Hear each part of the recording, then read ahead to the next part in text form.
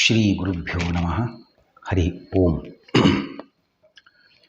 ಭಾಗವತ ಸಂಪ್ರಮೋದ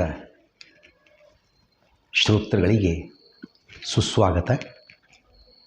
ಹಿಂದಿನ ಪಾಠದಲ್ಲಿ ಸುಮಾರು ನಾವು 15ನೇ ಎಪಿಸೋಡ್ನಲ್ಲಿ 257 ಪ್ರಶ್ನೆಗಳವರೆಗೆ ಚಿಂತನೆ ನಡೆಸಿದ್ವಿ. ಕಾತ್ಯಾಯಿನಿ ವ್ರತದಲ್ಲಿ ಕೃಷ್ಣ ಆ ಗೋಪ ಸ್ತ್ರೀಯರಿಗೆ ವರ ನೀಡಿದ್ದ, ಒಂದು ಹುಣ್ಣಿಮೆಯ ರಾತ್ರಿ ನನ್ನ ಜೊತೆಗೆ ವಿಹಾರವನ್ನು ಮಾಡಬಹುದು ಅಂತ. ಅದಕ್ಕೋಸ್ಕರ ಈಗ ಬಂದು ವೇಣುಗಾನವನ್ನು ಮಾಡಿದ್ದಾನೆ. ಸ್ತ್ರೀಯರು ಕೂಡ ಬಂದಿದ್ದಾರೆ. ಬಂದವರಿಗೆ ಉಪದೇಶ ಹೇಳಿದ ಕೃಷ್ಣ, ಪತಿವ್ರತಾ ಧರ್ಮ ಮುಖ್ಯ. ಯಾಕೆ ನೀವು ಈಗ ಬಂದಿದ್ದೀರಿ ರಾತ್ರಿ ವೇಳೆಯಲ್ಲಿ? ಮನೆಯಲ್ಲೆಲ್ಲ ಮಕ್ಕಳು, ಪತಿ ನಿಮ್ಮ ದಾರಿ ನೋಡ್ತಿದ್ದಾರೆ.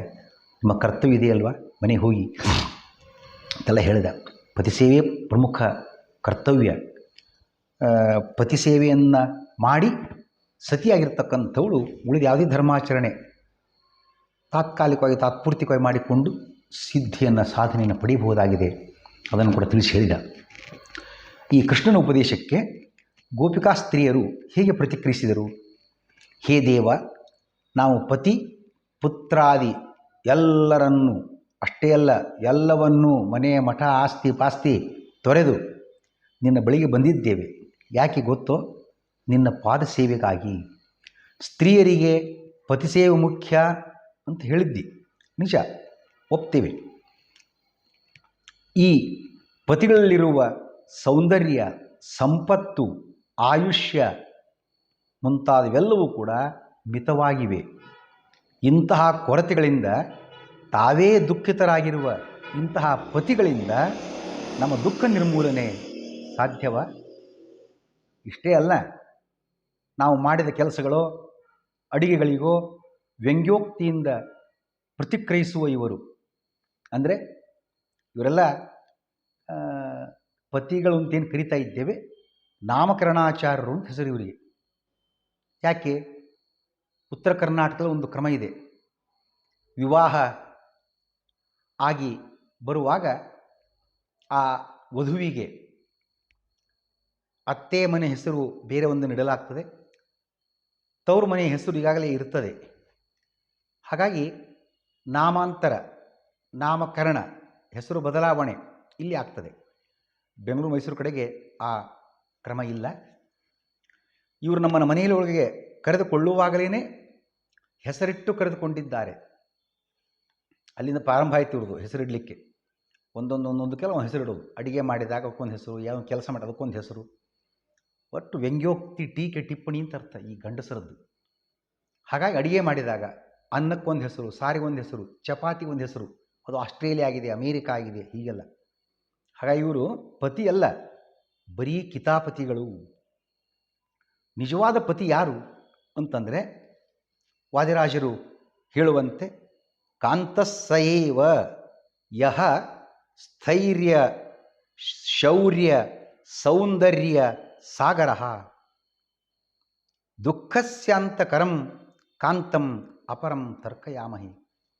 ನಿಜವಾಗಿಯೂ ಪತಿ ಅಂತಂದರೆ ತನ್ನ ಅಚ್ಚಳಿಯದ ವೀರ್ಯ, ಸ್ಥೈರ್ಯ, ಧೈರ್ಯ, ಶೌರ್ಯ, ಸೌಂದರ್ಯ ಮುಂತಾದವುಗಳಿಂದ ಎಲ್ಲರ ದುಃಖವನ್ನು ಕೊನೆಗಾಣಿಸ್ತಕ್ಕಂತಹ ಪತಿ ಅಂದರೆ ಅವನೇ ಒಬ್ಬ ರಮಾಪತಿ, ಸಕಲ ಲೋಕಪತಿ ಭಗವಂತ.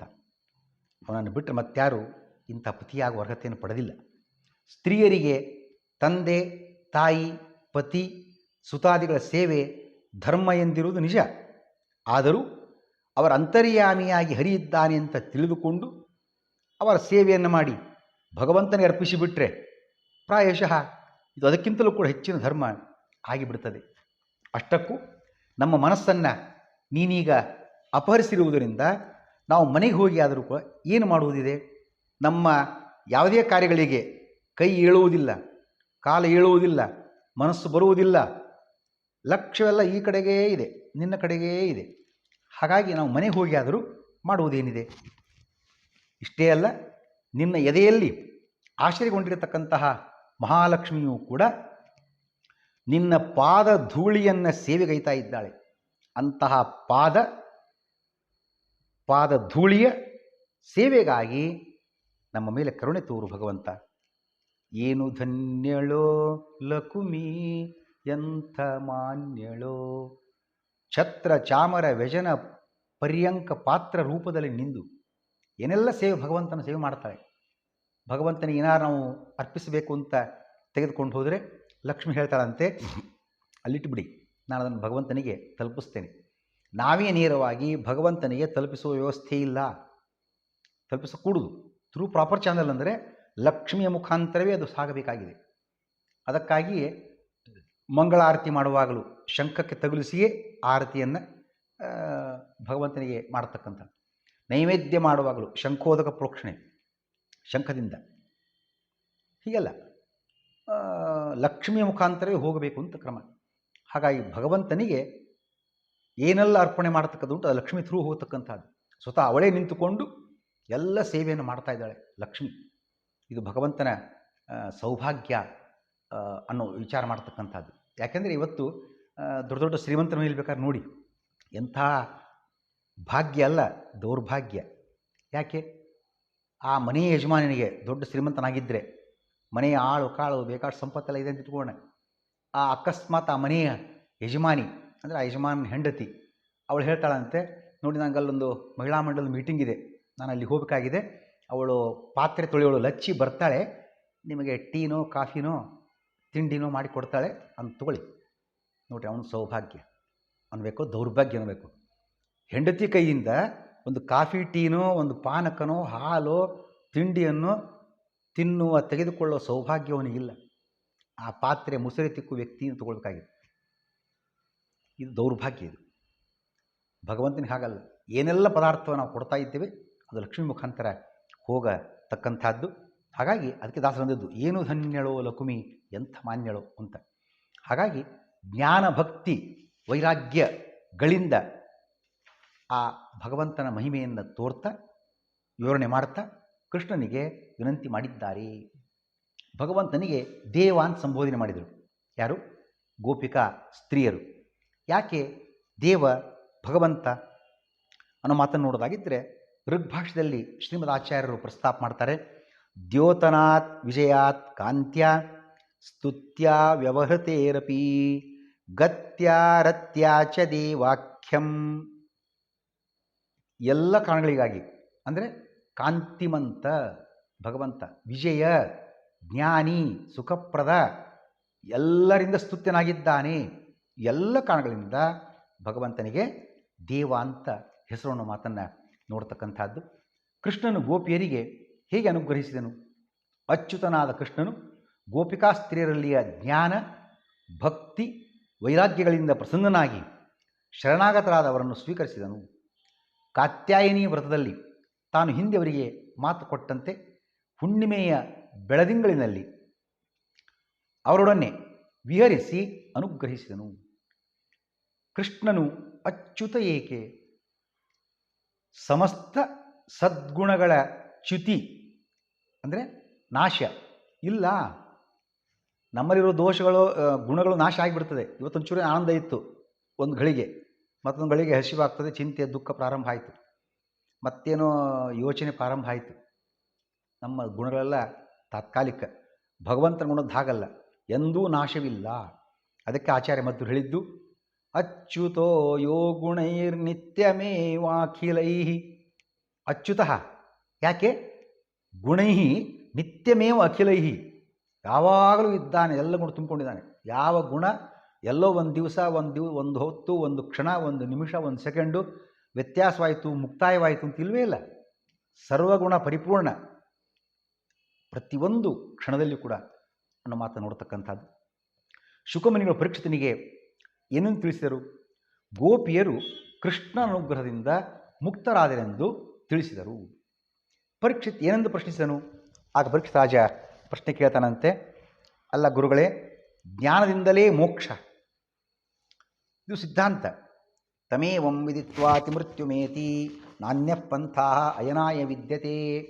ಭಗವಂತನ ಜ್ಞಾನವಿಲ್ಲದೆ ಇರ್ರೆಸ್ಪೆಕ್ಟಿವ್ ಕಾಸ್ಟ್ ಆ್ಯಂಡ್ ಜೆಂಡರ್, ಯಾವುದೇ ಜಾತಿ ಮತ ಪಂಥ ಪಂಗಡ ಲಿಂಗ ವ್ಯತ್ಯಾಸ ಇಲ್ಲದೆ ಯಾರಿಗೂ ಮೋಕ್ಷ ಇಲ್ಲ. ಇದು ಶಾಸ್ತ್ರ ಸಿದ್ಧಾಂತ. ಈ ಗೋಪಿಕಾ ಸ್ತ್ರೀಯರಲ್ಲಿ ಜ್ಞಾನವೂ ಇಲ್ಲ, ಭಕ್ತಿಯೂ ಇಲ್ಲ. ಕೇವಲ ಕಾಮದಿಂದ ಕೃಷ್ಣನ ಜಾರನೆಯನ್ನು ತಿಳಿದ ಮಾತ್ರಕ್ಕೆ ಅವರಿಗೆ ಮುಕ್ತಿ ದೊರೀತು ಅಂತ ಹೇಳ್ಬೋದಾ? ಶುಕಮುನಿಗಳು ಏನು ಉತ್ತರ ನೀಡಿದರು ಅಂತ ನೋಡೋದಾಗಿದ್ದರೆ, ಅಜನೆನಿಸಿದ ಕೃಷ್ಣನನ್ನು ದ್ವೇಷಿಸಿದ ಶಿಶುಪಾಲಾದಿಗಳು ಮುಕ್ತಿ ಪಡೆದ ಸಂಗತಿ ಆಗಲೇ ಹೇಳಿದ್ದಾಗಿದೆ. ಶಿಶುಪಾಲ್ ಮುಂತಾದವರೆಲ್ಲ ಕೃಷ್ಣನ ದ್ವೇಷಿಸಿದರು. ಕೊನೆಯವರೆಗೂ ಅವರಿಗೆ ಮುಕ್ತಿಯನ್ನು ಕೊಟ್ಟ ಭಗವಂತ. ದ್ವೇಷಿಸಿದವರಿಗೆ ಮುಕ್ತಿ ದೊರೆತಾಗ ಪ್ರೀತಿಸಿದವರಿಗೆ ಮುಕ್ತಿ ದೊರೆತುದು ಆಶ್ಚರ್ಯವೇನಿಲ್ಲ ರಾಜ. ಶಿಶುಪಾಲಾದಿಗಳಲ್ಲಿ ಜೀವದ್ವಯಾವೇಶವಿದ್ದು ಆಗಲೇ ವಿಷಯ ಸಾಕಷ್ಟು ಸಲ ಬಂದಿದೆ. ಸ್ವಾಭಾವಿಕ ಜ್ಞಾನ ಭಕ್ತಿಯಾದಿ ಹೊಂದಿರತಕ್ಕಂತಹ ಜಯನಿಗೆ ಮುಕ್ತಿಯೇ ದೊರೆತಿದೆ. ಅದರಂತೆ ಗೋಪಿಗೆಯರು ಕಾಮಭಕ್ತಿಯಿಂದ ಕೃಷ್ಣನನ್ನು ಪಡೆದಿದ್ದಾರೆ. ಈ ಗೋಪಿಯರು ಅಪ್ಸರಾ ಸ್ತ್ರೀಯರಾದ್ದರಿಂದ ಕೃಷ್ಣನ ಬಗ್ಗೆ ಜ್ಞಾನ ಭಕ್ತ್ಯಾದಿಗಳು ಅವರಿಗಿರುವುದು ಸಹಜವಾಗಿದೆ. ಸ್ವಾಭಾವಿಕ ಜ್ಞಾನ ಭಕ್ತ್ಯಾದಿಗಳಿಲ್ಲದೆ ಕೇವಲ ದ್ವೇಷ, ಕೇವಲ ಭಯ, ಕೇವಲ ಕಾಮ ಮುಂತಾದವುಗಳಿಂದ ಹರಿಪ್ರಾಪ್ತಿ ಯಾರಿಗೂ ಸಾಧ್ಯ ಇಲ್ಲ. ಲೌಕಿಕ ಪತಿಗಳಲ್ಲಿ ಸಾಮರ್ಥ್ಯಾದಿಗಳು ಮಿತವಾಗಿರುವುದರಿಂದ ಅವರಿಂದ ನಮ್ಮ ಸಂಪೂರ್ಣ ದುಃಖ ನಾಶವಾಗುವುದಿಲ್ಲ. ಆ ಜನರ ಸಂಪೂರ್ಣ ದುಃಖ ಪರಿಹಾರ ಆಗಬೇಕಾಗಿದ್ದರೆ ಅದು ಕೇವಲ ಕೃಷ್ಣನಿಂದ ಮಾತ್ರ ಸಾಧ್ಯ. ಎದೆಯಲ್ಲಿ ಲಕ್ಷ್ಮೀದೇವಿ ಕೃಷ್ಣನ ಎದೆಯಲ್ಲಿ ಆಶ್ರಿತಳಾಗಿದ್ದರೂ ಕೂಡ ಹರಿಯ ಪಾದಧೂಳಿಯ ಸೇವೆ ಬಯಸುವ ಲಕ್ಷ್ಮಿಯಂತೆ ನಾವು ಕೂಡ ಎಲ್ಲವನ್ನು ಬಿಟ್ಟು ಕೃಷ್ಣನ ಪಾದಧೂಳಿಯ ಸೇವೆಗೆ ಬಂದವರು ಎಂದು ಮುಂತಾದ ಗೋಪಿಯರ ಮಾತುಗಳಿಂದ ಅವರಲ್ಲಿ ಜ್ಞಾನ ಭಕ್ತಿ ವೈರಾಗ್ಯ ಸ್ಪಷ್ಟವಾಗ್ತದೆ. ಎಲ್ಲವನ್ನು ಬಿಟ್ಟು ಬಂದಿದ್ದೇವೆ, ವೈರಾಗ್ಯ. ಲಕ್ಷ್ಮೀದೇವಿಯು ಕೂಡ ಯಾಕೆ ಭಗವಂತನನ್ನು ಸೇವಿಸ್ತಾಳೆ? ಭಗವಂತ ಸರ್ವೋತ್ತಮ, ಅನುಗ್ರಹದಿಂದ ಮುಕ್ತಿ ಪಡಿಬೋದು. ಸ್ವತಃ ಲಕ್ಷ್ಮೀದೇವಿ ಎದೆಯಲ್ಲಿ ಇದ್ದಾಳೆ, ಆದರೂ ಪಾದ ಸೇವೆಗೆ ಅವಳಿಗೆ ಬಹಳ ಇಷ್ಟ. ನಮಗೆ ಪಾದ ಸೇವೆ ಬೇಕು ಅಂತ. ಆಗ ಈ ಎಲ್ಲ ಮಾತುಗಳು ನೋಡುವಾಗ ಗೋಪಿಕಾಸ್ತ್ರೀಯರು ಕೇವಲ ಕಾಮಭಕ್ತಿಯಿಂದ ಭಗವಂತನನ್ನು ಒಲಿಸಿಕೊಂಡದ್ದಲ್ಲ, ಅವರಲ್ಲಿ ಜ್ಞಾನವೂ ಇತ್ತು ಅನ್ನೋ ಮಾತನ್ನು ಚಿಂತನೆ ಮಾಡಬಹುದಾಗಿದೆ. ಅಜನಾದ ಭಗವಂತ ಅಂತ ಅನ್ನೋ ಮಾತು ಬಂತು. ಏನು ಅಜ? ಭಗವಂತನ ಯಾಕೆ ಆ ಹೆಸರು ಅನ್ನೋ ಮಾತನ್ನು ನೋಡುವಂತಾಗಿದ್ದರೆ, ನಹಿ ಜಾತೋ ನ ಜಾಯೇಹಂ ನ ಜನಿಷ್ಯೇ ಕದಾಚನ ಕ್ಷೇತ್ರಜ್ಞ ಸರ್ವಭೂತಾನಾಂ ತಸ್ಮಾದಹಮಜ ಸ್ಮೃತಃ. ಭಗವಂತನಿಗೆ ಅಜ ಅನ್ನೋ ಹೆಸರು ಯಾಕೆ? ಜ ಅಂದರೆ ಹುಟ್ಟುವವನು, ಜಾಯತಿ ಜಹ. ನ ಜ ಹುಟ್ಟು ಇಲ್ಲ. ನಮ್ಮಂತೆ ಅವನಿಗೆ ಮತ್ತೆ ಮತ್ತೆ ಹುಟ್ಟುವಿಕೆ ಕರ್ಮ ಬಂಧನದಿಂದ ಇಲ್ಲ. ಅವನ ಹಿಂದೆಯೂ ಇಲ್ಲ ಭಗವಂತನ ಜನ್ಮ, ಈಗಲೂ ಇಲ್ಲ, ಮುಂದೆಯೂ ಇಲ್ಲ. ಅದಕ್ಕಾಗಿ ಭಗವಂತನಿಗೆ ನ ಜ ಅಜ. ಗೋಪಿಯರು ಜ್ಞಾನಿಗಳು ಅನ್ನೋ ಒಂದು ಮಾತಾಗಲೇ ಬಂತು. ಇದಕ್ಕೆ ಆಧಾರ ಏನು? ಗೋಪಿಯರು ಅಪ್ಸರೆಯರಾದುದರಿಂದ ಸ್ವರ್ಗವನ್ನು ಸೇರಿ ಪರಬ್ರಹ್ಮ ಜ್ಞಾನವನ್ನು ಸ್ವಯೋಗ್ಯತಾನುಸಾರವಾಗಿ ಚೆನ್ನಾಗಿ ಸಂಪಾದನೆ ಮಾಡಿದ್ದಾರೆ. ಪ್ರಾಯ ಹಿಂದಿನ ಜನ್ಮದಲ್ಲೂ ಕೂಡ ಅವರು ಜ್ಞಾನಿಗಳೇ ಆಗಿದ್ದರು. ಆದ್ದರಿಂದ ಗೋಪಿಯರಿಗೆ ಮೋಕ್ಷ ದೊರೆತುದು ಜ್ಞಾನದಿಂದಲೇ ಹೊರತು ಕೇವಲ ಕಾಮದಿಂದ ಅಲ್ಲ. ಜ್ಞಾನವಿಲ್ಲದೆ ಯಾರಿಗೂ ಮೋಕ್ಷ ಇಲ್ಲ. ಇದು ಪಕ್ಕ ರಾಜ, ನೀನು ಹೇಳಿದ ಶಾಸ್ತ್ರ ಸಿದ್ಧಾಂತ, ವೇದದ ಸಿದ್ಧಾಂತ. ಈ ವಿವರ ಕೃಷ್ಣ ಕಾಮಸ್ತದಾ ಗೋಪ್ಯ ತ್ಯಕ್ತ್ವಾ ದೇಹಂ ದಿವಂಗತಾ ಸಮ್ಯಕ್ ಕೃಷ್ಣಂ ಪರಂ ಜ್ಞಾತ್ವಾ ಕಾಲಾತ್ ಪರಂ ಯಯುಹು. ಇದು ಸ್ಕಾಂದ ಪುರಾಣದ ಮಾತನ್ನು ನಾವು ಚಿಂತನೆ ಮಾಡತಕ್ಕಂಥದ್ದು. ಈ ಸ್ಕಾಂದ ಪುರಾಣದ ಮಾತಿನಂತೆ ಕಾಮಭಕ್ತಿಯಿಂದ ಹರಿಯ ಉಪಾಸನೆ ಅಪ್ಸರಾ ಸ್ತ್ರೀಯರಿಗೆ ಮಾತ್ರ ಅಲ್ಲಿ ವಿಹಿತ ಆಗಿರತಕ್ಕಂಥದ್ದು. ಹಾಗಾಗಿ ಅವರು ಕಾಮಭಕ್ತಿಯನ್ನು ಮಾಡಿದ್ದಾರೆ. ಹೆಚ್ಚಿನ ಜ್ಞಾನ ಭಕ್ತಿಯ ಸಾಧನೆಯನ್ನು ಕೂಡ ಮಾಡಿದ್ದಾರೆ.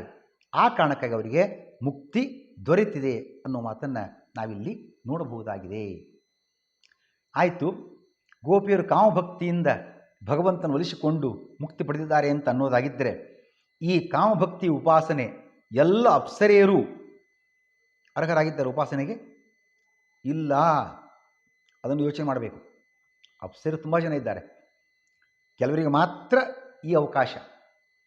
ಕಾಶ್ಚಿತ್ ನ ಕಾಮೇನ ಪದ್ಮಪುರಾಣ ಹೇಳ್ತಾ ಇದೆ. ಕೆಲವರಿಗೆ ಮಾತ್ರ ಇದೆ, ಇನ್ನು ಕೆಲವರಿಗೆ ನ ಕಾಮೇನ. ಹರಿಯಲ್ಲಿ ಕಾಮಭಕ್ತಿ ಉಪಾಸನೆಗೆ ಕೆಲವು ಅಪ್ಸರೆಯರಿಗೆ, ಯಾರವರು? ರಮಾವೇಶವಿರುವ ಪಿಂಗಳೆ ಮುಂತಾದವರಿಗೆ ಮಾತ್ರ ಅವಕಾಶ. ಅದನ್ನು ಬಿಟ್ಟರೆ ಕಾಶ್ಚಿತ್ ನ ಕಾಮೇನ ಭಕ್ತ್ಯಾ ಕೇವಲ ಯೈವತು ಮೋಕ್ಷಮಾಯಾಂತಿ ಪದ್ಮಪುರಾಣದ ಮಾತಿದು. ಹಾಗಾಗಿ ಪದ್ಮಪುರಾಣದ ಮಾತನ್ನು ನಾವು ಗಣನೆಗೆ ತೆಗೆದುಕೊಳ್ಳುತ್ತಾಗಿದ್ದರೆ, ಕಾಮಯುಕ್ತವಾಗಿರದ ಕೇವಲ ಭಕ್ತಿ ಅರ್ಹತೆ ಉಳಿದವರಿಗಿದೆ. ಕೆಲವು ಪಿಂಗಳೆಯಂತಹ ರಮಾವೇಶ ಇರತಕ್ಕಂತಹ ಕೆಲವು ಅಪ್ಸರೆಯರಿಗೆ ಈ ಅವಕಾಶ, ಕಾಮಭಕ್ತಿಯನ್ನು ಅವರು ಉಪಾಸನೆ ಭಗವಂತನನ್ನು ಮಾಡಬಹುದಾಗಿದೆ ಅಂತ. ಅದಕ್ಕಾಗಿ ಅವರಿಗೆ ಅಂತಹ ಕೇವಲ ಭಕ್ತಿಯಿಂದ ಉಳಿದವರಿಗೆ ಮೋಕ್ಷ, ಇವರಿಗೆ ಮಾತ್ರ ಇಂತಹ ಕಾಮಯುಕ್ತವಾದ ಜ್ಞಾನಭಕ್ತಿಯಾದಿಗಳಿಂದ ಮೋಕ್ಷ ಅನ್ನೋ ಮಾತನ್ನು ನೋಡಬಹುದಾಗಿದೆ. ಕಾಮಭಕ್ತಿ ಉಪಾಸನೆಯಿಂದ ಕೆಲ ಅಪ್ಸರೆಯರಂತೆ ಇತರರಿಗೂ ಫಲ ಅರ್ಥಾತ್ ಮೋಕ್ಷ ದೊರೆಯಬಹುದಾ? ಇಲ್ಲ. ಅಯೋಗ್ಯೋಪಾಸನೆ ಅಂತೂ ಮಾಡಲೇಬಾರದು. ಅಯೋಗ್ಯೋಪಾಸನೆಯಿಂದ ಫಲ ಇಲ್ಲ, ಅಷ್ಟೇ ಅಲ್ಲ, ಅನರ್ಥವೇ ಉಂಟಾಗುತ್ತದೆ. ನಿಯತ ಗುರುಗಳಿಂದ ಯೋಗ್ಯತೆಯನ್ನು ಅರಿತುಕೊಂಡು ಅದಕ್ಕನುಗುಣವಾಗಿಯೇ ಉಪಾಸನೆ ಮಾಡಬೇಕು. ಇವೇ ಮುಂತಾದ ವಿವರಗಳು ಭದ್ರಿಕಾ ಗ್ರಂಥ ನಮಗೆ ನೋಡಲಿಕ್ಕೆ ಸಿಗ್ತದೆ. ಯೋಗ್ಯೋಪಾಸನಾಂ ವಿನಾ ನೈವ ಮೋಕ್ಷ ಕಸ್ಯಾಪಿ ಸೇತ್ಸ್ಯತಿ ಅಯೋಗ್ಯೋಪಾಸನಾ ಕರ್ತು ಅನರ್ಥಶ್ಚ ಭವಿಷ್ಯತಿ. ಸ್ಪಷ್ಟವಾಗಿ ಆ ಮಾತು ಹೇಳಲಾಗಿದೆ. ಅಯೋಗ್ಯೋಪಾಸನೆ ಮಾಡಿಬಿಟ್ರೆ ಫಲ ಸಿಗೋದಿಲ್ಲ, ಇಷ್ಟೇ ಅಲ್ಲ, ಅನರ್ಥವೇ ಉಂಟಾಗ್ತದೆ.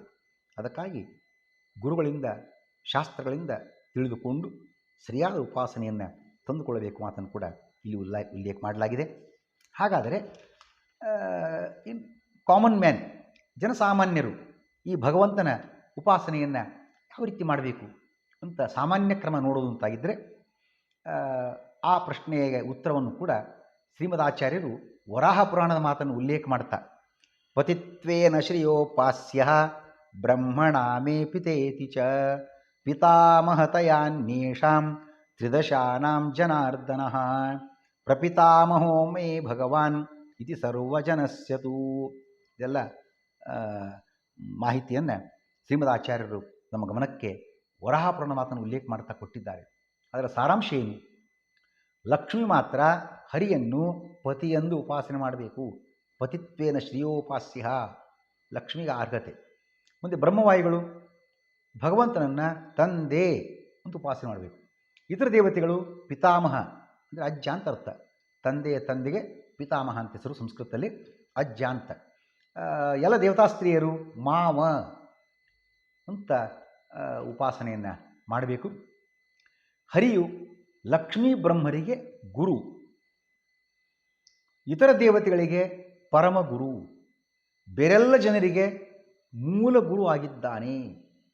ಬ್ರಹ್ಮನು ಇಡೀ ಜಗತ್ತಿಗೆ ಗುರು, ಹಾಗೂ ದೈವ ಅಂದರೆ ಸನಾತನನಾಗಿರತಕ್ಕಂತಹ ವಿಷ್ಣು. ಇದು ಉಪಾಸನೆಯ ಸರಿಯಾದ ಕ್ರಮ. ಇದನ್ನು ತಿಳಿದುಕೊಂಡು ಉಪಾಸನೆಗೆ ನಾವು ತೊಡಗಬೇಕಾಗಿದೆ. ಉಪಾಸ್ಯ ಶ್ವಶುರತ್ವೇನ ದೇವಸ್ತ್ರೀಣಾಂ ಜನಾರ್ದನಃ ಭದ್ರಿಕಾ ಗ್ರಂಥ, ಆಗಲೇ ಹೇಳಿದ ವರಾಹ ಪುರಾಣ ಗ್ರಂಥಗಳಲ್ಲಿ ಈ ಮಾಹಿತಿಯನ್ನು ನಾವು ನೋಡಬಹುದಾಗಿದೆ. ಗೋಪಿಯರೊಂದಿಗೆ ವಿಹರಿಸುತ್ತಿದ್ದ ಕೃಷ್ಣ ಏಕೆ ಅದೃಶ್ಯನಾದ? ಗೋಪಿಯರು ತಾವು ತಮ್ಮ ಕಡು ಚೆಲುವಿಕೆಯಿಂದ ಉಳಿದವರಿಗೆ ದೊರೆಯದ ಕೃಷ್ಣನೊಂದಿಗಿನ ವಿಹಾರ ಭಾಗ್ಯ ತಮಗೆ ದೊರಕಿದೆ ಎಂದು ಅಹಂಕಾರಗೊಂಡರು. ಕೃಷ್ಣ ವಿಹಾರ ಮಾಡಿದ, ರಾಸಕ್ರೀಡೆ ಅಂತ ಕರೀತಾರೆ.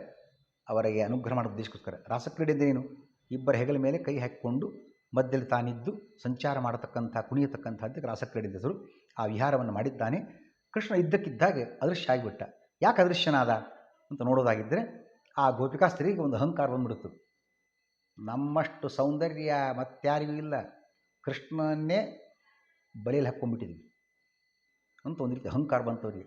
ತಮ್ಮ ಕಡು ಚೆಲುವಿಕೆಯಿಂದ ಉಳಿದವರಿಗೆ ದೊರೆಯದ ಕೃಷ್ಣನೊಂದಿಗಿನ ವಿಹಾರ ಭಾಗ್ಯ ತಮಗೆ ದೊರಕಿದೆ. ಅಹಂಕಾರ ಬಂತು. ಆಗಲೇ ಹೇಳಿದಂತೆಯೇ ಯೋಗ್ಯರಿಗೆ ಅಹಂಕಾರ ಬಂದಾಗ ಭಗವಂತ ಬೇಗನೆ ಕಡಿಮೆ ಮಾಡಿಬಿಡ್ತಾನೆ. ಅದಕ್ಕಾಗಿ ಅನುಗ್ರಹ, ಆ ಅಹಂಕಾರ ಕಳೆದು ಅನುಗ್ರಹ ಮಾಡೋದಕ್ಕೋಸ್ಕರ ಭಗವಂತ ಅದೃಶ್ಯನಾಗಿಬಿಟ್ಟ.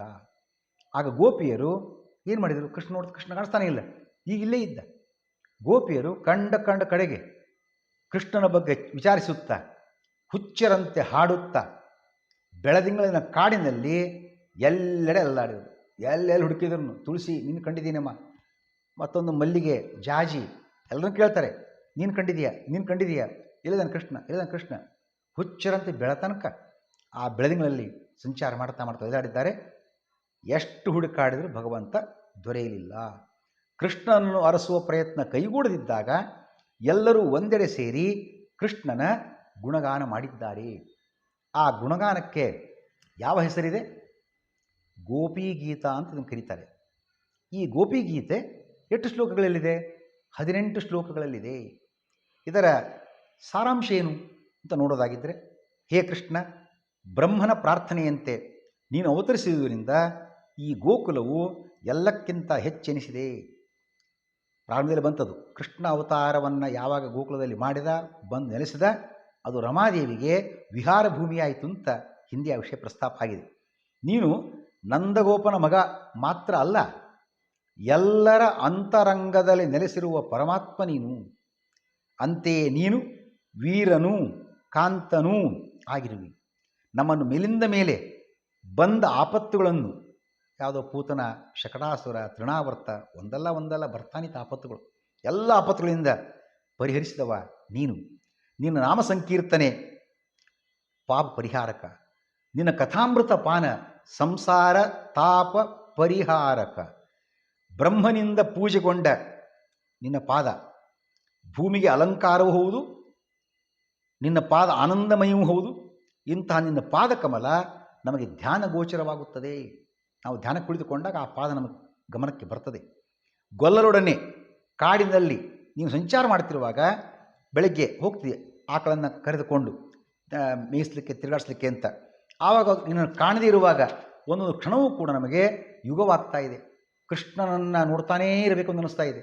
ಅವೆಲ್ಲೋ ಆಕಳನ್ನು ಮೇಯಿಸ್ಲಿಕ್ಕೆ ಹೋದ, ಕರ್ಕೊಂಡು ಹೋದ, 1 ಗಂಟೆ 2 ಗಂಟೆ ತಡ ಆಯ್ತು ಬರಲಿಕ್ಕೆ, ಏನು ಆತಂಕ ಅನುಭವ ಉಂಟಾಗಿಬಿಡುತ್ತೆ. ನೀನು ಅದೃಶ್ಯನಾಗಿ ನಮ್ಮನ್ನು ಆತಂಕಿರನ್ನಾಗಿ ಮಾಡುವುದು ಸರಿನಾ, ನ್ಯಾಯನ? ಎಲ್ಲವನ್ನು ಬಿಟ್ಟು ನಿನ್ನ ಬಳಿಗೆ ಬಂದ ನಮ್ಮ ಮೇಲೆ ಕರುಣೆ ತೋರಿ ಅನುಗ್ರಹಿಸು ಎಂದು ಮುಂತಾಗಿ ಗೋಪಿಯರು ಸ್ತೋತ್ರವನ್ನು ಮಾಡಿದ್ದಾರೆ. ಶ್ರೀಕೃಷ್ಣ.